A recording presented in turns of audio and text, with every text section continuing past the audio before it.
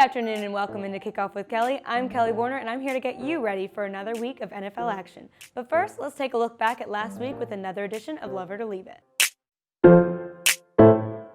NFL fans everywhere were loving seeing Alex Smith return to the field for the first time since his horrific compound leg injury that he suffered in 2018, an injury that nearly cost him his life due to post-surgical infections and subsequent operations. It had been 693 days since the former #1 pick had played on FedEx Field, but when Dwayne Haskins was benched before the game and then Kyle Allen was hurt, Smith got his chance to return, receiving a standing ovation from his supportive family.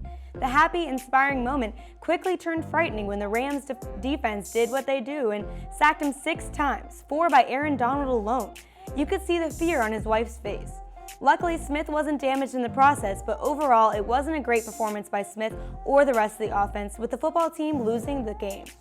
Coach Rivera said Kyle Allen will remain starter, but seeing Alex play in a game and walk away from it was an inspiring victory in itself, and hopefully now, or at the end of the season, he can retire in peace.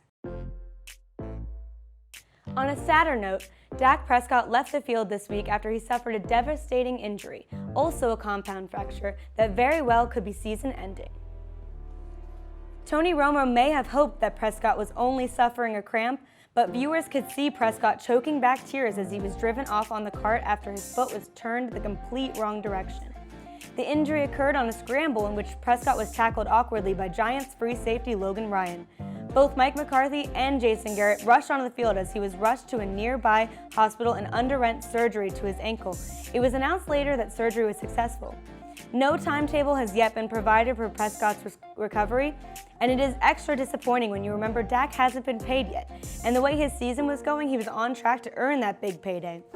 We have seen how resilient Dak can be, and I'm wishing Dak all the best in his recovery. Moving on to this week, let's take a look at Sunday with this week's can't miss matchups.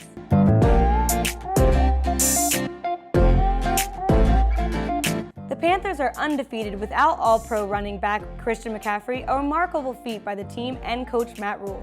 The Bears upset the Bucs last Thursday and should still be rolling high on Nick Foles.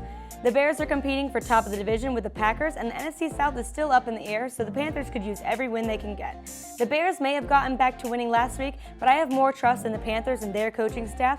The Panthers are favored by 2.5, and I'm going with them.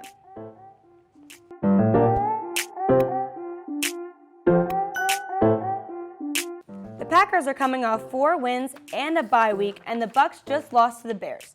This is a matchup of 2 of the best quarterbacks, but one has been looking a lot better than the other recently. Aaron Rodgers has no interceptions so far.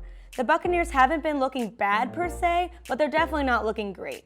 Whereas the Packers have been looking pretty unbeatable, and I think they will remain unbeaten and cover the questionably low 1.5-point spread.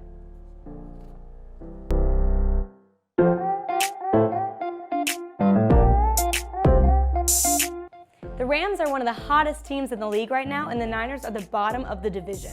The Niners were happy to have a starter Jimmy G back last weekend, but that changed when they were crushed by the Dolphins. Yes, the dreaded Fitzmagic cycle is starting again. But these are the former NFC champ 49ers we're talking about here. They have looked like a mess. Jimmy G was even benched for backup CJ Beathard. The Rams may have 4 wins, but they're all against the NFC East, so let's not get too excited. But I think they will get their 5th win on Sunday and cover the 3.5-point spread.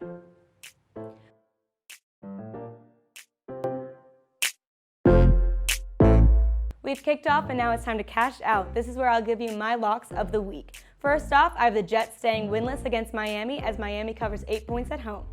I have the Colts also covering 8 points against the Bengals. Lastly, the Browns-Steelers under 51 total points.